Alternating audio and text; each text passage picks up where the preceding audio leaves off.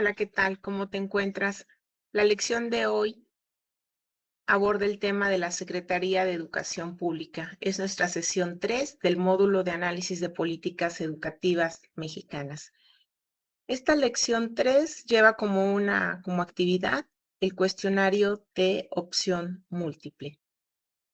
Para hablar de la Secretaría de Educación Pública es necesario que hagamos historia.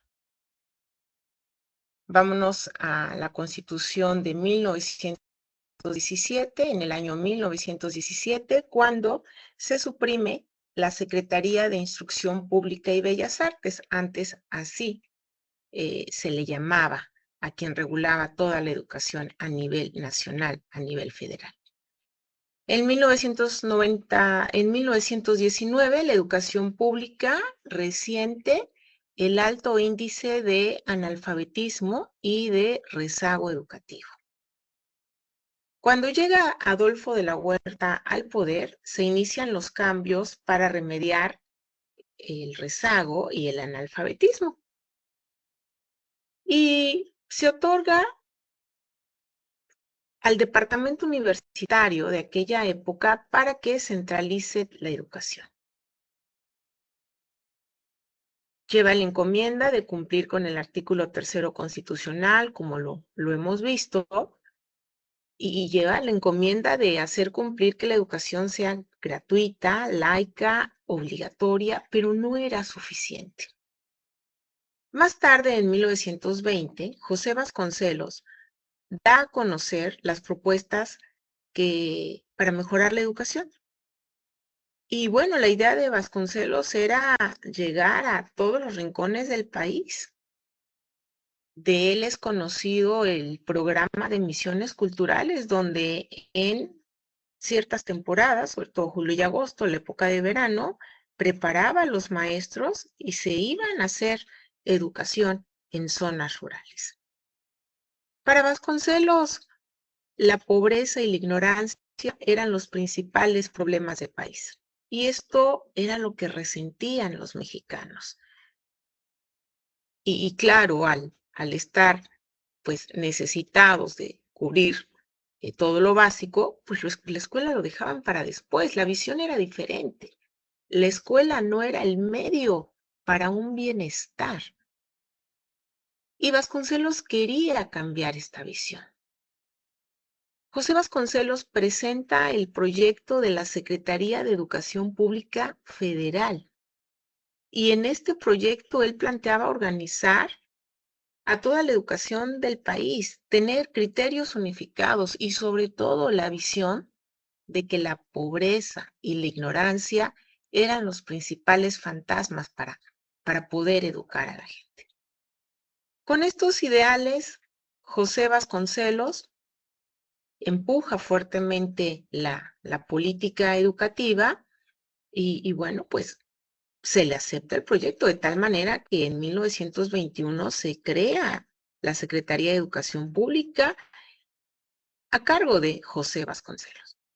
Esto se decreta en el Diario Oficial de la Federación el 3 de octubre. Uno de los objetivos importantes para Vasconcelos, como hemos platicado, era combatir el analfabetismo. En ese 1921, José Vasconcelos también asume la rectoría de la Universidad Nacional. Y bueno, pues ya tenía en sus manos pues, todo el proyecto educativo nacional, desde la educación básica, educación media superior y también la educación superior. Y realmente José Vasconcelos trabaja fuerte con todos los maestros y va disminuyendo el analfabetismo y va empujando para la educación rural y sobre todo acercarse a las comunidades indígenas. ¿Qué se le reconoce a José Vasconcelos? Bueno, la creación de la Escuela de Ferrocarriles, de Industrias Textiles, la Escuela Nacional de Maestros Constructores, la Escuela Tecnológica, la Escuela de Artes y Oficios, la Escuela Nacional de Artes Gráficas, Escuela Técnica de Taquimecanógrafos, Escuela Hogar para Señoritas. Y bueno, pues empuja mucho la creación de escuelas y sobre todo en zonas rurales. La biblioteca también crea un departamento de biblioteca, impulsan programas de lectura.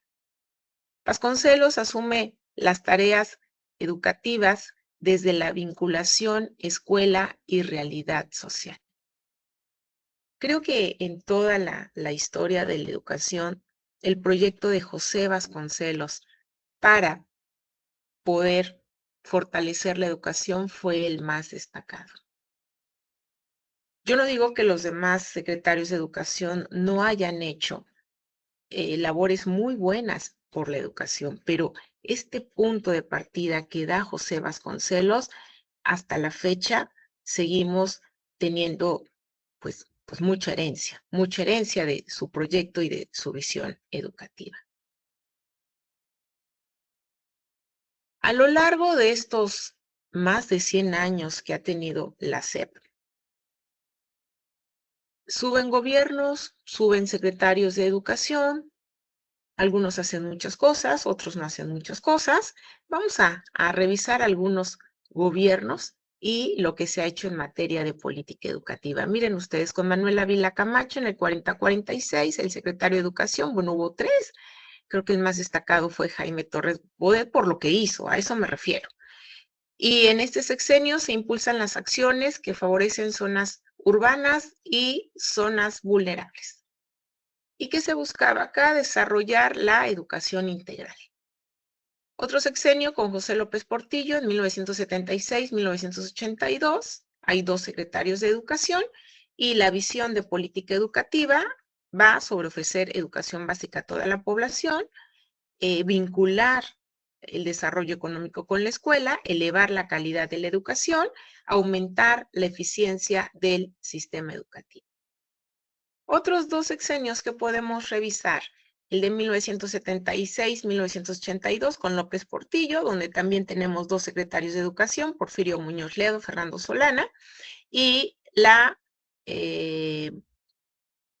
se retoma y se le da continuidad al sexenio anterior, por eso está el proyecto de educación básica para todos, elevar la calidad de la educación y aumentar la eficiencia del sistema educativo. Aquí hay una continuidad del proyecto. Y con Miguel de la Madrid en 1982-88 hay 2 secretarios de Educación Pública, Jesús Reyes Heroles y Miguel González Avelar. Se impulsa la calidad educativa, se mejoran los servicios educativos y vean que en este sexenio se impulsa la investigación científica, tecnológica y el desarrollo experimental. Se regionaliza la educación básica, normal, superior y áreas de cultura y áreas de investigación. La SEP ha promovido muchas acciones educativas a favor de la lectura, a favor de la educación integral. Últimamente hemos visto un cambio hacia una educación por competencias, una educación más vinculada al bienestar social y al desarrollo económico. Pero esto lo estaremos viendo en las demás lecciones de este módulo de análisis de políticas públicas educativas. Con esto, te agradezco mucho tu atención y sigamos con más lecciones. Gracias.